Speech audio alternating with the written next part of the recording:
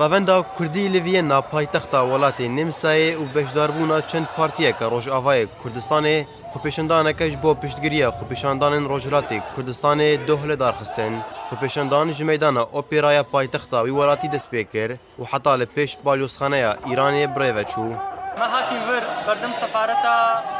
جمهوری اسلامی ایران رژیم جمهوری اسلامی ایران رژیم ظالم که او دست خوب دینه دستی کردن چارپارچه کردستانش بو محکوم کردن او کردوی مهاباده ما دنگ خوب دینه پال دنگ خلق مهاباده بیجین خلق مهاباد نتنیه خلق مهاباد ما هورای کین هر چارپارچه کردستان روجاوای باشوره تشتگیری املت کرد پاکستانی بکن مهاباده ام جملت الدنيا انا بدنا فيها كرن وملت كرد بهر شان بارشا يكا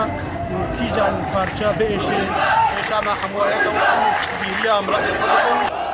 Xwepêşandaran diroş û sloganên keça Kurd ferînaz û alên Kurdî bilind kirin, her wiha sloganên şermezarkirina kiryarên desthilata Îranê li dijî xwepêşandanên Kurdên Rojhilatê Kurdistanê û banga yekîtiya Kurdan kirin. ایرو ام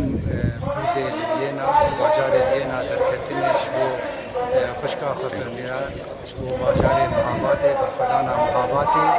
افریجین هر چهار دولت ایک تعدیل کردی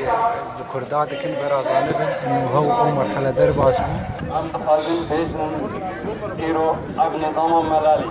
نظام فاشی نظام دیکتاتوری طائفی دست خنتنی دانی سر کردا دست خنتنی دانی سر ورزلاتانا بین تمام الشرق الاوسط تدخلاوی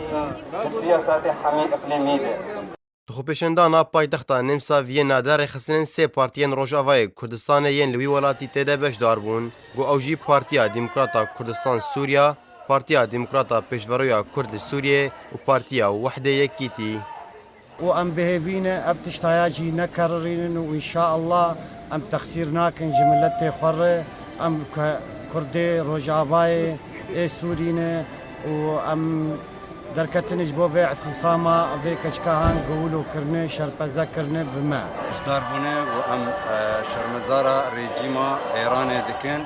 لهمبر كاريوي ديجي ملتي كرد بو نناسينا ما في كردات هم بدنگه كي باندكن بيجي ما في كردستان تمامي وبتيبت كردستان ايران ايرو عم انتفاضه وبيروز دكن وعم دستك الدن انتفاضه وعم نظام ايران شرمزار دكن